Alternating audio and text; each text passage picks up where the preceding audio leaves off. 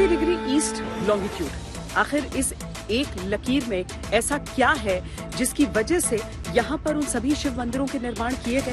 ब्रह्मांड में अनगिनत रहस्य हैं और हर एक रहस्य है अद्भुत, अविश्वसनीय, अकल्पनीय। नमस्कार, मैं हूं श्वेता सिंह और आप देख रहे हैं आज तक। आज जो अद्भुत हम आपके सामने लेकर आए हैं वो आपको तय करना है कि एक भौगोलिक रहस्य है, एक आध्यात्मिक रहस्य है, एक वैज्ञानिक रहस्य है या एक धार्मिक रहस्य है। क्योंकि प्राचीन काल से भारत में शिव मंदिरों का निर्माण कैसे इस तरीके से हो रहा है कि वो एक कतार में एक ही लॉन्गिट्यूड पर स्थित रही। इसके पीछे की सोच क्या है, इसके पीछे के सूत्र क्या है? आज इन सभी सवालों के जवाब अद्भुत, अविश्वसनीय, अकल्पनीय में।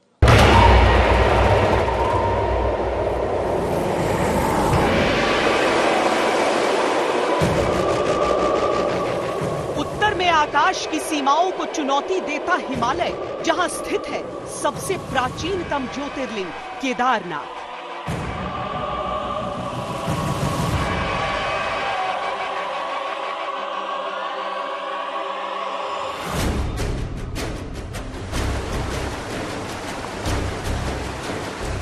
दक्षिण में धरती की गहराइयों को मापता, युगों की कथा सुनाता हिंद महासागर, जहां स्थित है ज्योतिर्लिंग रामेश्वरम।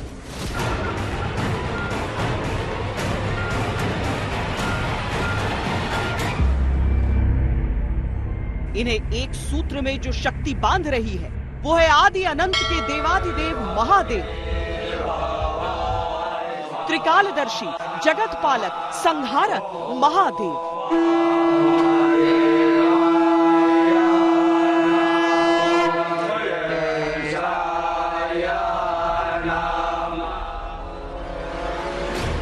एक ऐसी पड़ताल जो आज तक कोई नहीं कर पाया, एक ऐसा चमत्कार जो आज तक आपके सामने नहीं आया।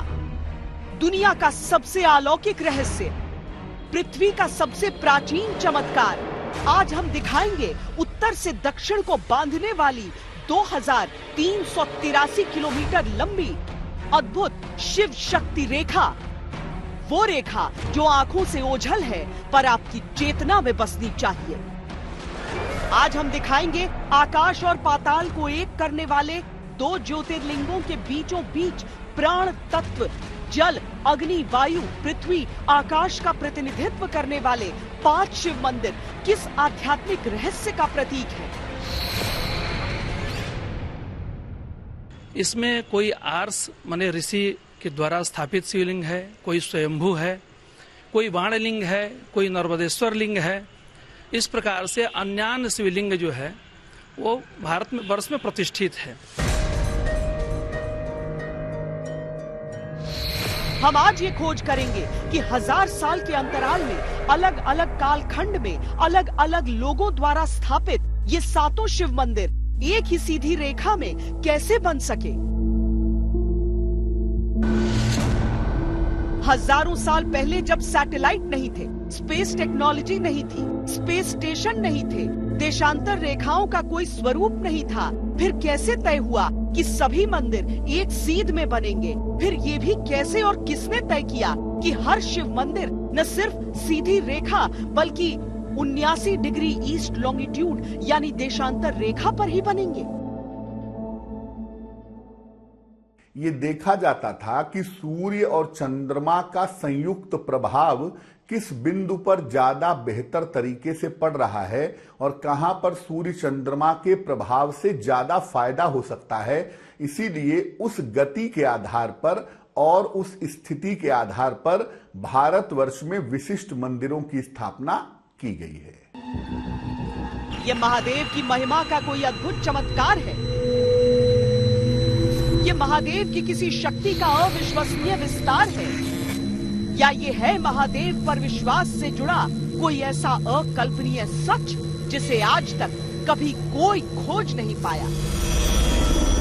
धरती के सेंटर पॉइंट, कालों के काल महाकाल की धरती उज्जैन से चलेंगे शिव मंदिरों की अद्भुत, अविश्वसनीय, अकल्पनीय यात्रा पर और दिखाएंगे रहस्यों के आवरण में लिपटी और भक्ति के तप में तपी आस्था का स्वरूप, जो विश्व के सामने आज भी एक पहेली है।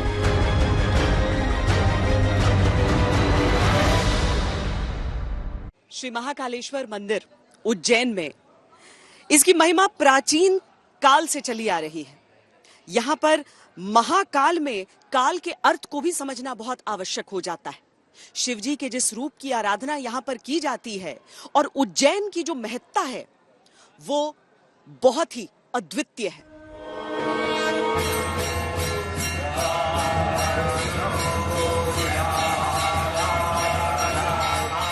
भस्म से महाकाल का श्रृंगार प्रतीक है कि हर शव को एक दिन शिव में मिल जाना।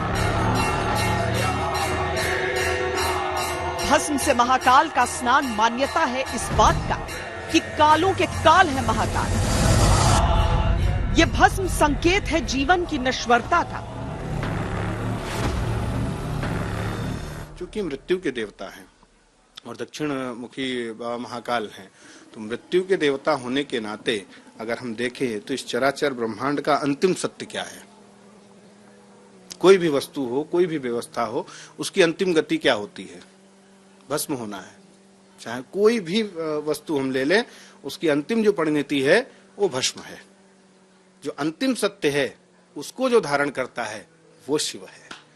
तो बाबा महाकाल चूंकि मृत्यु के देवता हैं, तो इस धरती का जो अंतिम सत्य है उसको वो नित्य अपने ऊपर धारण करते हैं, उससे अभिषेक करते हैं और उससे अपना श्रृंगार करते हैं। यानी कि सत्य से जो श्रृंगार करता हो वो महाकाल है। आस्था, श्रद्धा और भक्ति भाव के अलावा महाकाल एक ऐसे रहस्य की ओर भी हजारों वर्षों से संकेत दे रहे हैं जो हर काल में हर किसी के लिए अद्भुत, अविश्वसनीय, अकल्पनीय बना रहा और आज भी एक अबूझ पहेली है।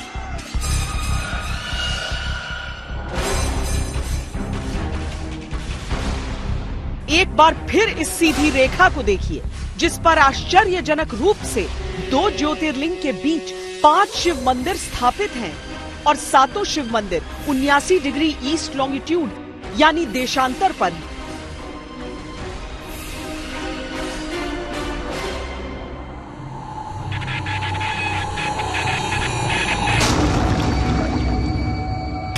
हैरानी की बात यह है कि जब भी एक लाइन में शिव मंदिर बनाए गए तब इस बात पर ही प्रमुख ध्यान दिया गया कि हर मंदिर एक ही देशांतर पर हो और सीधी रेखा में भी हो। लेकिन क्यों?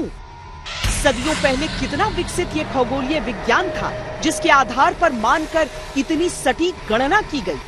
हिंदू धर्म में कॉस्मोलॉजी और एस्ट्रोनॉमी या अंतरिक्ष विज्ञान का बहुत महत्व माना गया है और भारत में उज्जैन इसका प्रमुख केंद्र है।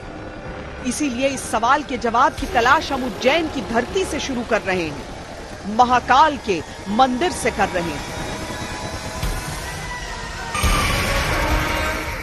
आखिर एक ही सीधी लाइन पर क्यों है सदियों पुराने 7 शिव मंदिर? कैसे तय की गई बिना आधुनिक तकनीक के इतनी सटीक गणना शिव मंदिरों के निर्माण के लिए? क्या रहस्य छिपा है 79 डिग्री ईस्ट लॉन्गिट्यूड पर हर मंदिर के स्थापित होने की सोच में? निश्चित रूप से देखिए, आधुनिक विज्ञान को मैं नकारता नहीं हूँ, आधुनिक विज्ञान का स्वागत है। लेकिन अगर हम अपनी सनातनी परंपरा को देखने के लिए जाएंगे तो जिस बिग बैंग थ्योरी की बात आधुनिक विज्ञान करता है उसी से मिलती जुलती, चूंकि ये अभी इनका आधा अधूरा ज्ञान है बिग बैंग थ्योरी, उसी से मिलता जुलता तो हमारा वेद कहता है, उसी से मिलती जुलती बातें तो हमारे उपनिषद कहते हैं।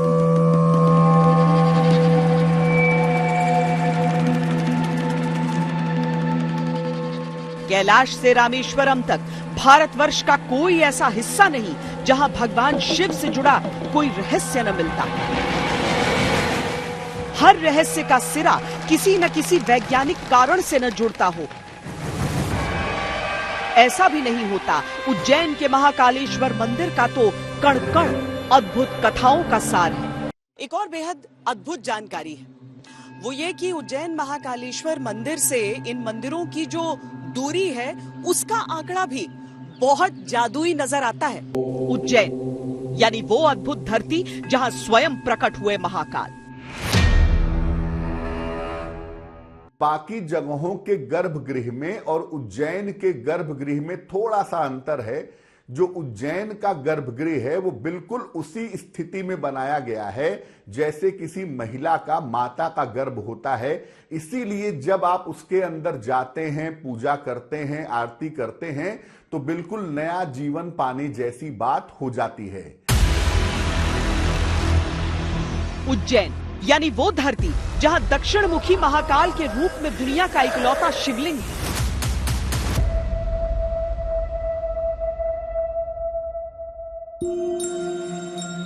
उज्जैन यानी वो अकल्पनीय धरती जहां से मृत्यु के देवता यमराज पर सीधी दृष्टि रखते हैं महाकाल।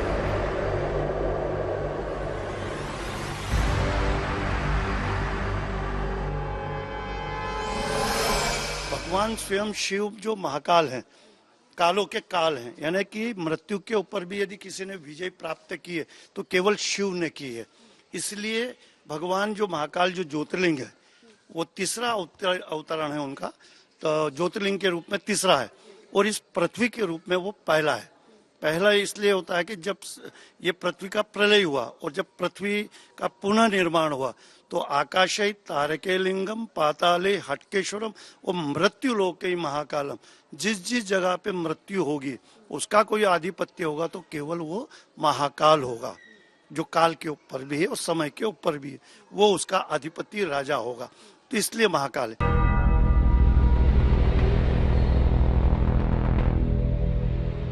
उज्जैन यानी वो धरती जो पृथ्वी की नाभि मानी गई, जहां से दुनिया का विज्ञान और गणनाएं चलती रही हैं।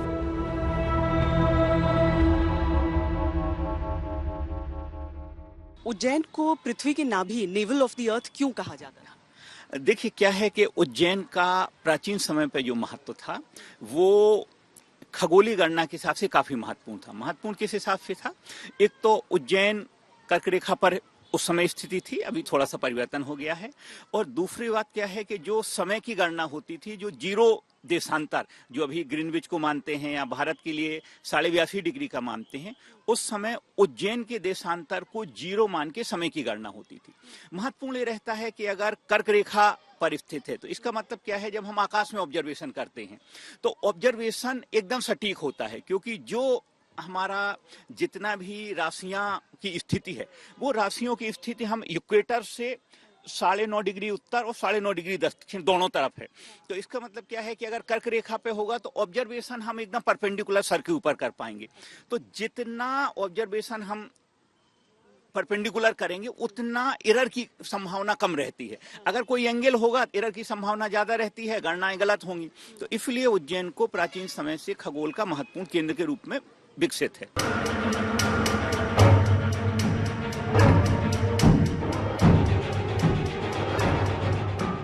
उज्जैन यानी वो धरती जहां से समय अपनी गति तय करके चलना शुरू करता है। उज्जैन से होकर, जैसा हम सब जानते हैं, कि कर्क रेखा गुजरती है। इसीलिए उज्जैन से ही बहुत सारी ज्योतिषीय गणनाएं भी की जाती थी, और उज्जैन को जब पूरी पृथ्वी के समकक्ष रख करके देखा गया और कर्क रेखा के परिप्रेक्ष्य में देखा गया तो देखा गया कि उज्जैन से जो दुनिया का गणित है, ग्रहों की स्थिति है, दुनिया भर की जो चेतनाएं हैं, उनको अच्छी तरह समझा जा सकता है। यहाँ महाकाल ही राजा हैं और इसीलिए सदियों पुरानी मान्यता है कि कोई भी यहाँ राजा की हैसियत से रात को नहीं रुक सकता। ये प्रथा भी जो थी, यहाँ विक्रम का जो राज्य था, विक्रम राज्य करते थे, उसके पहले एक प्रथा थी कि जो भी राजा बनेगा उसकी मृत्यु निश्चित है, और उसकी मृत्यु निश्चित होने के कारण जब वो राजा विक्रम का नंबर आया, वो एक छोटे से आदमी थे, तब उनका भी नंबर इसमें आया, तब उन्होंने इस व्यवस्था को समाप्त करने का संकल्प लिया, और उन्होंने फिर ये व्यवस्था को समाप्त की कि राजा कोई भी व्यक्ति रहे, गादी खाली रहेगी, केवल राज्य के रूप में उसका नाम चलेगा, और राजा विक्रम की गादी के नाम से ये गादी होगी। तो यहाँ विक्रम संवत भी चलता है और विक्रम को भी माना गया, और विक्रम ने इस प्रथा को बंद किया। लेकिन आज भी ये प्रथा है कि अवंतिका उज्जैन के अंदर केवल राजा है तो वो महाकाल है। आज तक ये परंपरा उज्जैन निभा रहा है। महाकाल की ध्वज पताका ही उज्जैन का शासन है। परिधि तो उज्जैन की बहुत बड़ी भी हो सकती है नगर निगम के हिसाब से, लेकिन हमारी महाकाल की और आध्यात्मिक दृष्टि से हमारे भगवान महाकाल का जो ध्वज होता है, जो शिखर के ऊपर, उसकी जहां तक परछाई जाती है उसको हम भगवान महाकाल की परिधि मानते हैं। उस परिधि के अंदर कोई राजा नहीं रहेगा, और रहेगा तो उसका नुकसान निश्चित होता है। यानी जहां तक ध्वज की छाया वहां तक महाकाल की माया। धरती के केंद्र माने जाने वाले उज्जैन और यहाँ महाकाल को लेकर जो मान्यताएं हैं वो अद्भुत, अविश्वसनीय और अकल्पनीय है।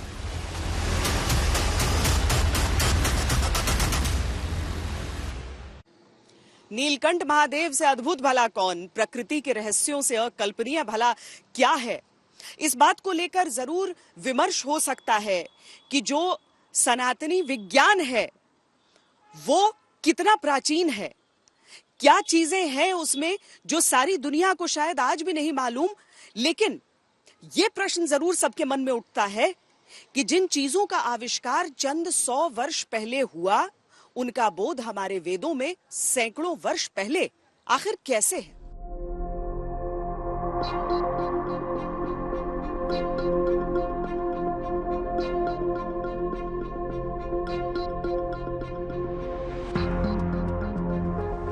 उज्जैन का कण कण अद्भुत है। उज्जैन का चप्पा चप्पा अविश्वसनीय है। उज्जैन से जुड़ा हर रहस्य अकल्पनीय है। अद्भुत है कि दुनिया में जब समय को मानने का कोई एक तय नियम नहीं था, तब से उज्जैन दुनिया को सटीक समय बता रहा है। निश्चित रूप से उज्जैन प्राचीन समय में कालगणना की महत्वपूर्ण नगरी रही है। हम देखते हैं विक्रमादित्य के नवरत्नों में बराहमिहिर जो प्रसिद्ध खगोलवेत्ता हैं, वो एक बात ऐसे खगोलवेत्ता हैं जिसमें हमारे 3 पक्ष होते हैं ज्योतिष के, जिसमें गणित, फलित और होरा, जिसमें तीनों में उन्होंने ग्रंथ लिखे हुए हैं। वर्तमान अगर हम वेधशाला देखते हैं तो इसका निर्माण 1719 में जयपुर के महाराजा सवाई राजा जयसिंह द्वितीय द्वारा किया गया है। ये पहली वेधशाला है जो उन्होंने बनाई है। इसके बाद दिल्ली, जयपुर, मथुरा, बनारस सब बाद में बनी है। पहली वेधशाला उज्जैन में बनी है। अविश्वसनीय है कि ग्रीनविच टाइम पर एक मत तो 19वीं सदी में बना, लेकिन उससे पहले 400 ईसा पूर्व में ही उज्जैन को ग्रीनविच जैसी शोहरत हासिल थी। सदियों पहले पूरे भारत का समय उज्जैन को केंद्र मानकर पता लगाया जाता था, और आज भी हिंदू पंचांग उज्जैन के कैलेंडर पर आधारित है। उज्जैन को कभी पृथ्वी की नाभि कहा जाता था, नेवल ऑफ द अर्थ। जो कर्क रेखा है और 0 डिग्री लॉन्गिट्यूड है, उसके एक दूसरे को यहीं पर काटने के कारण यह उपाधि उज्जैन को दी गई थी। समय के साथ कुछ डिग्री परिवर्तन हुए, फेरबदल हुए, लेकिन उसके बावजूद उज्जैन की महत्ता कम नहीं हुई। उज्जैन के अद्भुत सच को समझने से पहले दुनिया में टाइम जोन के मौजूदा सिस्टम को समझना होगा। दुनिया को 24 अलग अलग टाइम जोन्स में बांटा गया है। इन 24 समय क्षेत्र को 24 अदृश्य रेखाएं या लॉन्गिट्यूड काटती हैं। इन्हें देशांतर रेखाएं कहा जाता है। देशांतर रेखाएं समय की गणना के लिए इस्तेमाल में आती हैं। हर लॉन्गिट्यूड उत्तरी ध्रुव से होकर दक्षिणी ध्रुव तक जाती है। हर 2 लॉन्गिट्यूड के बीच 15 डिग्री का कोण होता है। इंग्लैंड के शहर ग्रीनविच के ऊपर से गुजरने वाली देशांतर रेखा को 0 डिग्री मेरिडियन या प्राइम मेरिडियन बोलते हैं। इसी ग्रीनविच को केंद्र मानकर मौजूदा समय में पूरी दुनिया में समय पता लगाया जाता है। 0 डिग्री मेरिडियन से पूर्व की ओर 15 डिग्री चलने पर 1 घंटे का फर्क आता है। इसीलिए अलग अलग देशों में टाइम जोन अलग अलग होते हैं। जो पूरी अर्थ है वो एक राउंड है, उसको अलग अलग डिवाइड करते हैं वर्टिकली। तो हर एक डिग्री को एक लॉन्जिट्यूड कहते हैं। जो एक एक डिग्री पे होता है उसको लॉन्जिट्यूड, जो वर्टिकल लाइन है, और हॉरिजॉन्टल लाइन जो है वो लैटिट्यूड कहते हैं। और लॉन्जिट्यूड और लैटिट्यूड को मिला के कोई भी जगह का लोकेशन फिक्स कर सकते। तो एक तो ये काम है। दूसरा, लॉन्जिट्यूड जो टाइम दिखाता है, क्योंकि जब अर्थ घूमती है 24 घंटे, तो वो लॉन्जिट्यूड के हिसाब से टाइम चेंज होता है। 1 डिग्री लॉन्जिट्यूड पे करीब 4 मिनट का फर्क आ जाता है। तो उस हिसाब से लॉन्जिट्यूड टाइम के लिए और स्पेस लोकेशन, कोई भी जगह का लोकेशन के लिए यूज होता है।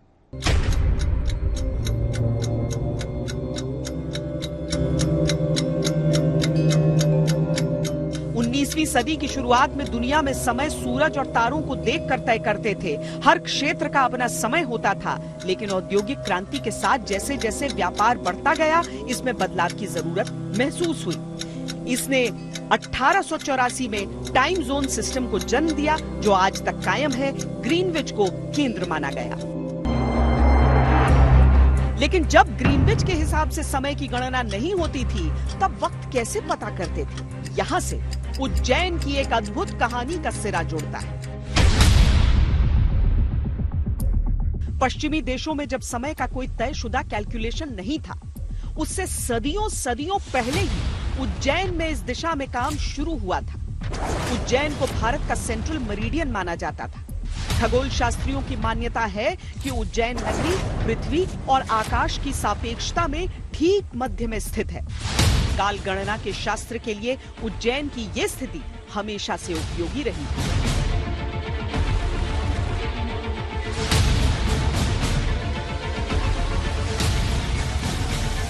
हम उज्जैन की वेधशाला पहुंचे, जिसको आज गवर्नमेंट जीवाजी ऑब्जर्वेटरी के नाम से जाना जाता है।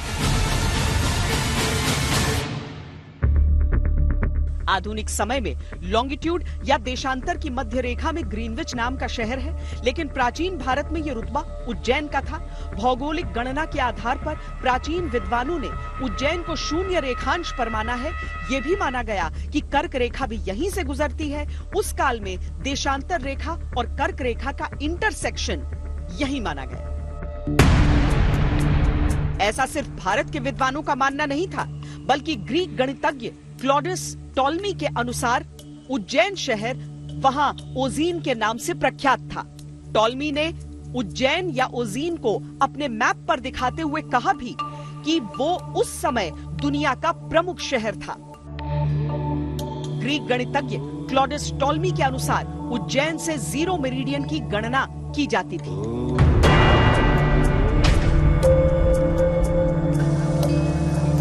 समय के साथ भारत की शिक्षा पद्धति में अंग्रेजों ने कुछ ऐसे परिवर्तन किए कि एक हीन भावना लाने का प्रयास किया गया कि भारत में कोई जानता ही क्या था। लेकिन अगर भारत में मौजूद ज्ञान और आज भी मौजूद उन यांत्रिक ढांचों को हम देखते हैं, तो समझ में आता है कि ग्रह नक्षत्र केवल ज्योतिष के लिए नहीं, बल्कि उन ग्रहों नक्षत्रों का संपूर्ण अध्ययन भी यहां पर किया जाता था। और यकीनन यही कारण है कि भारत में ज्ञान का वो भंडार रहा जो आज समूचे विश्व के वैज्ञानिक अलग अलग तरीकों से प्रामाणिक मानते हैं।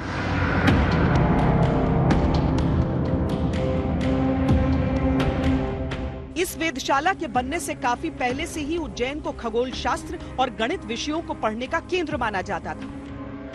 खगोल शास्त्र पर लिखी किताब सूर्य सिद्धांत भारत में समय की गणना की पहली मिसाल पेश करती है। इसके अनुसार 0 लॉन्गिट्यूड या प्राइम मेरिडियन उज्जैन और रोहतक से होकर गुजरता है। संयोग बिल्कुल नहीं है। ये पूर्णतः साइंटिफिक रूप में स्थल का चयन करके बनाया गया है। नदी का किनारा होने से बिल्कुल स्थिति एकदम क्लियर है कि अगर कोई प्लेनेट क्षितिज में बहुत नीचाई पर भी होगा तो उसको भी हम यहाँ सटीकता से ऑब्जर्व कर सकते हैं। तो बहुत साइंटिफिक रूप से सोच समझ के इस स्थान का चयन किया गया है और उसी के अनुसार ये वेधशाला बनाई गई है। उज्जैन के महत्व को देखते हुए वराहमिहिर, ब्रह्मगुप्त और भास्कराचार्य जैसे खगोल शास्त्रियों ने उज्जैन को ही अपना निवास बनाया था। राजा विक्रमादित्य ने उज्जैन से ही 56 ईसा पूर्व में विक्रम संवत की शुरुआत की थी, जिसके अनुसार आज भी तिथियां तय की जाती हैं।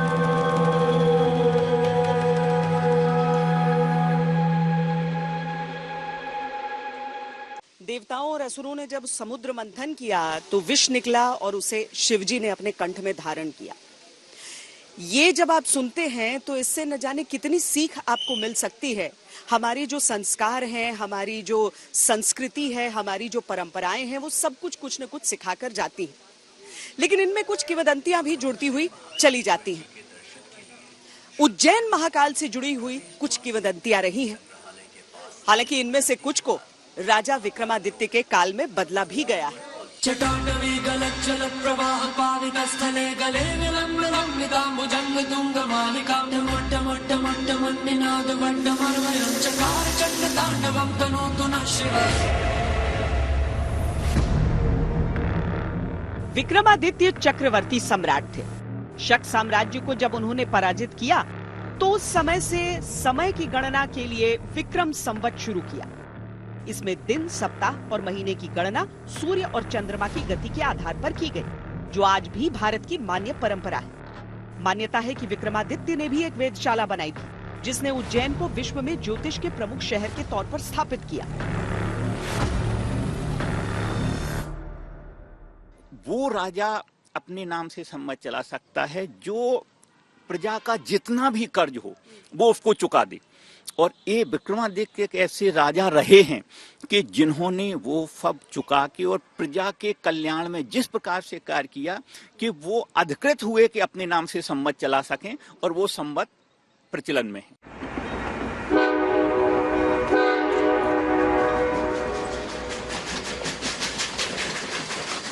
ब्रिटिश औपनिवेशिक काल में भारत में सब कुछ बदल गया। दरअसल उस काल में रेलगाड़ियों का समय तय करने वालों ने यह परंपरा बदली। कुल मिलाकर इसे ऐसे समझिए कि जो ज्ञान भारत में अनंत काल से रहा, समय के साथ वही ज्ञान दूसरे रूप में हमें वापस परोसा गया। ऐसा ही एक अकल्पनीय और असाधारण ज्ञान उस रहस्य में छिपा है जहाँ एक ही रेखा में हजारों किलोमीटर की लंबाई में प्राचीन काल में शिव मंदिरों का निर्माण हुआ। तो क्या ये केवल एक भौगोलिक रहस्य, क्या ये संयोग है कि इन सभी मंदिरों का निर्माण इन जगहों पर हुआ है? वरना ये संभव कैसे हो सकता है कि उस काल में और एक दूसरे से इतनी दूरी होने के बावजूद एक तय जगह पर ही इन सभी प्राचीन और सिद्ध मंदिरों का निर्माण हुआ हो?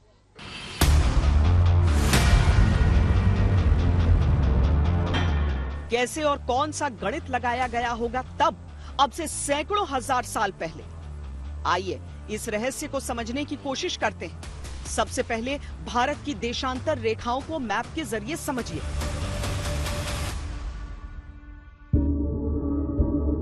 भारत करीब 68 डिग्री पूर्व लॉन्गिट्यूड से 97 डिग्री पूर्व लॉन्गिट्यूड तक फैला है, यानी पश्चिमी छोर पर 68 डिग्री, पूर्वी छोर पर 97 डिग्री। इसी पर अगर देशांतर रेखाओं को एक एक डिग्री बढ़ाते जाएंगे तो मिलेगा वो अद्भुत संयोग जिसमें ये सातों मंदिर एक ही देशांतर पर नजर आएंगे। 79 डिग्री ईस्ट लॉन्गिट्यूड,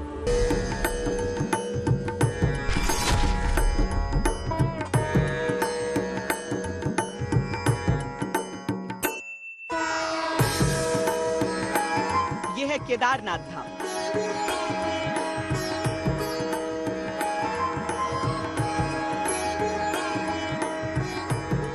उत्तराखंड के रुद्रप्रयाग में स्थित ये बाबा केदारनाथ का धाम 79.0669 डिग्री ईस्ट लॉन्गिट्यूड पर है।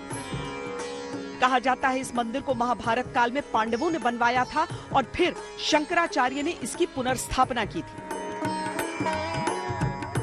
हिमालय तो केदारम, हिमालय के उत्तुंग शिखर पर वह स्थित केदारेश्वर भगवान का दिव्य स्वरूप, वह राजा जन्मेजय जो पांडवों के पौत्र थे, उन्होंने उस मंदिर का निर्माण कराया था।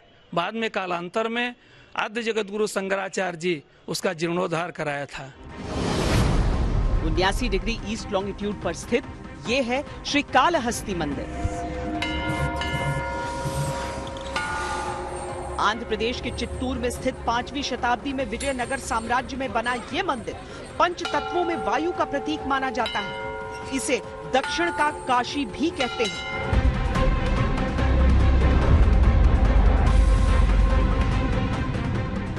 Rahuketu Puja is the most important in Srikalahasti.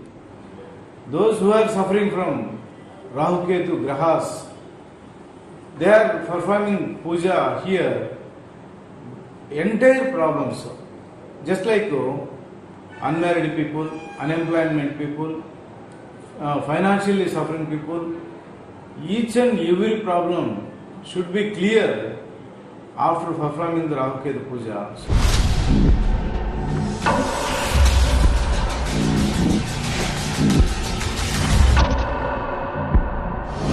79 degree east longitude पर स्थित ये है श्री एकाम्बेश्वर नाथ मंदिर।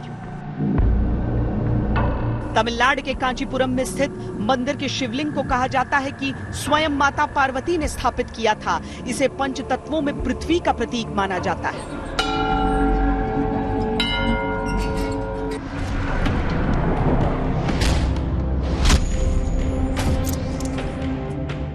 उन्यासी डिग्री ईस्ट लॉन्गिट्यूड पर ही स्थित ये है अरुणाचलेश्वर मंदिर। अरुणाचलेश्वर मंदिर जहां दीपोत्सव बड़े उल्लास से मनाया जाता है और एक बड़ा दीपक इस मंदिर की चोटी पर जलाया जाता है जो दूर से दिखता है। इस मंदिर के शिवलिंग को पंचतत्व में अग्नि का प्रतीक माना जाता है। 79 डिग्री ईस्ट लॉन्गिट्यूड पर स्थित ये है श्री जम्बुकेश्वर मंदिर। त्रिची में स्थित श्री जम्बुकेश्वर मंदिर करीब 1800 साल पुराना है। यहाँ गर्भगृह में एक जल की धारा स्वयं बहती रहती है। इस मंदिर के शिवलिंग को पंच तत्वों में जल का प्रतीक माना गया है। Parvati didn't get lingam from Brahma, so she is having only water because Kaveri river is flowing. She took water in her hands, and by her unconditional love and surrender to Lord Shiva, the water turned out as a lingam, and she started performing puja to that lingam.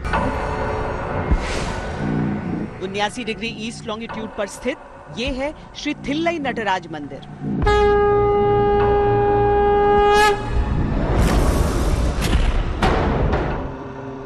Shri Thillai Nataraj मंदिर तमिलनाडु के चिदम्बरम शहर में स्थित यह मंदिर 10वीं शताब्दी में चोल राजाओं ने बनवाया था।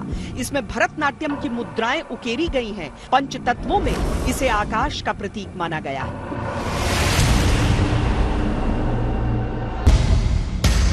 और श्री रामेश्वरम धाम, यह माना जाता है कि लंका पर चढ़ाई से पहले यहाँ भगवान श्री राम ने समुद्र के किनारे रामेश्वरम ज्योतिर्लिंग की स्थापना की थी।